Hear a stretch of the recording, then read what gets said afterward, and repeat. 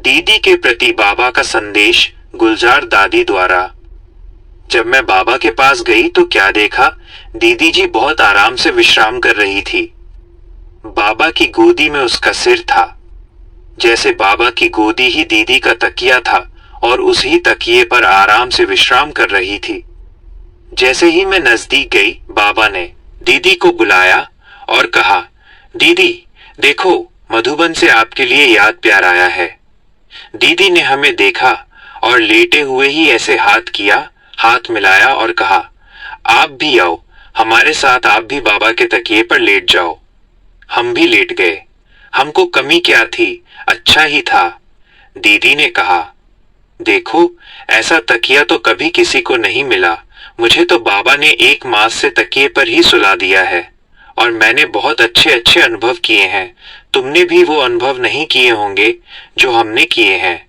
हमने कहा, आप तो दीदी हैं, हम तो दीदी नहीं हैं। आपके अनुभव तो जरूर हमसे अच्छे ही होंगे। फिर दीदी ने कहा, तुम कहोगी हमको अनुभव सुनाओ, पर अभी मैं नहीं सुनाऊंगी, लेकिन सुनाती रहूंगी कि मेरे अनुभव क्या रहे।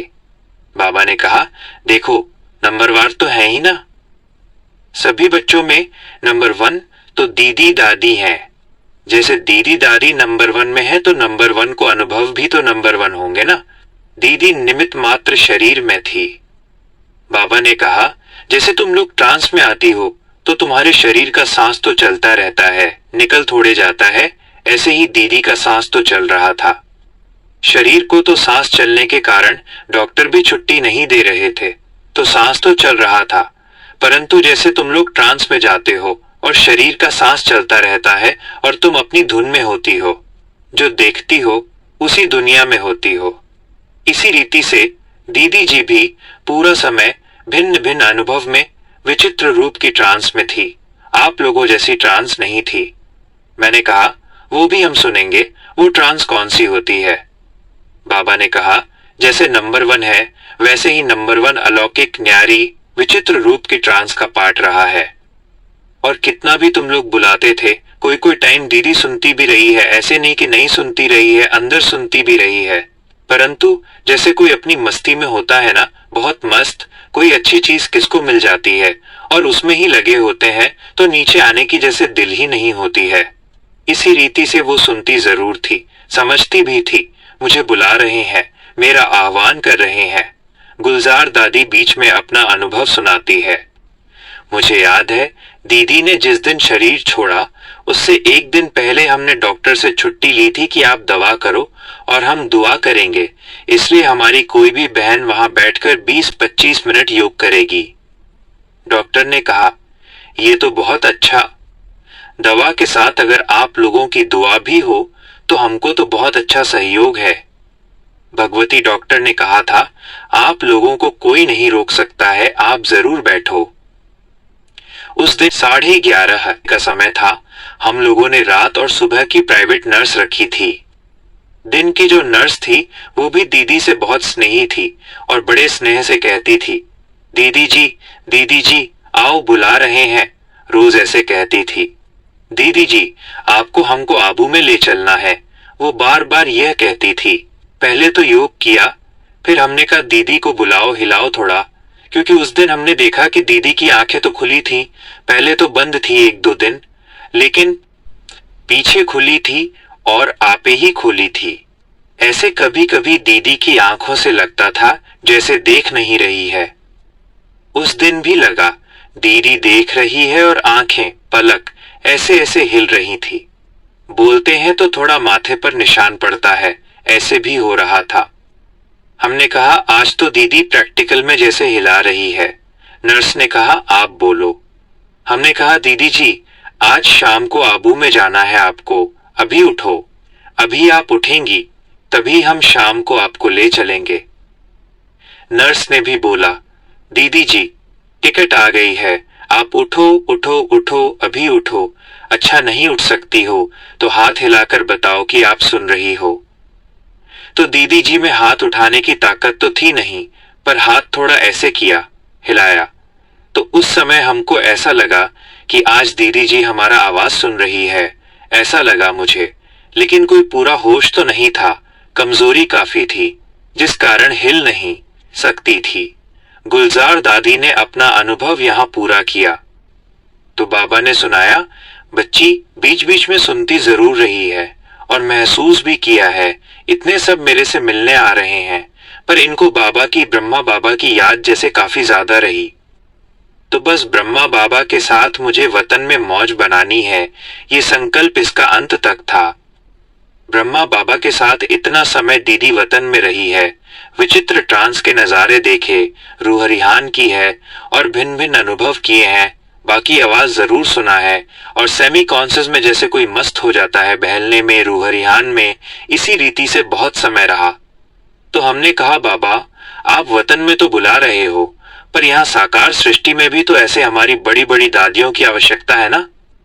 बाबा ने कहा, आवश्यकता तो बाबा भी जानता है तुम लोगों से ज्यादा, लेकिन आवश्यकता है इसी शब्द में पक्की रहो। मेरे को पकड़ा, कहा, आवश्यकता है कहती हो ना। मैंने कहा, हाँ आवश्यकता है, लेकिन साकार सृष्टि में है।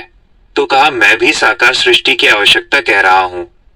मैंने कहा, बाबा ऐसे नहीं, आप तो चतुराई से जवाब दे देते हो। साकार सृष्टि में आवश्यकता है, लेकिन इसी चोले की आवश्यकता है। तो कहा, चोला बदलने में आप लोगों का क्या है, वो ही चोला थोड़े सारा टाइम पहना जाता है, बदला भी तो जाता है। मैंने कहा, यही तो हम लोग कहते हैं, आप बड़े चतुर हैं, जो हम लोगों को ऐसे भोला बनाकर ऐसे चलते हो, कुछ नहीं फिक्रत नहीं करो, और फिर कहते हो ड्रामा, फिक्रत नहीं करो, वो सब ठीक है, हमने आपकी आज्ञा मानी, आपको भी हमारे स्नेह का रिस्पॉन्ड तो आखिर देना चाहिए ना। तो बाबा ने कहा, तुम सबकी तरफ से वकील होके आई हो क्या। मैंने कहा, वकील तो होके नहीं आई, लेकिन सबके संकल्प जो है वो तो आ रहे हैं ना, और हमारे भी संकल्प हैं। बाबा ने कहा, देखो बच्ची, कहेंगे तो ड्रामा। फिर बाबा ने कहा, तुम कहेंगी ड्रामा नहीं कहो। बाबा ड्रामा नहीं कहेगा तो क्या कहेगा। मैंने कहा, बाबा या तो आप बता दो, ऐसा होने वाला है तो हम पहले ही तैयार हो जाते। कहा, कितना भी तैयार हो जाओ, लेकिन होना सब अचानक है। ये तो आप परंपरा देखो परिवार की, अगर बताकर ही लेना होता तो पहले तो विश्व किशोर और मम्मा का जो हुआ वो पहले बता के फिर लेता। अंत तक भी देखो, मम्मा का पार्ट चला, अंत तक भी हम लोगों ने कहा श्मशान से भी लौट के आएगी मम्मा। तो बाबा ने कहा, ये तो एक शुभकामना की श्रद्धांजलि है, ये तो एंड तक देनी ही है।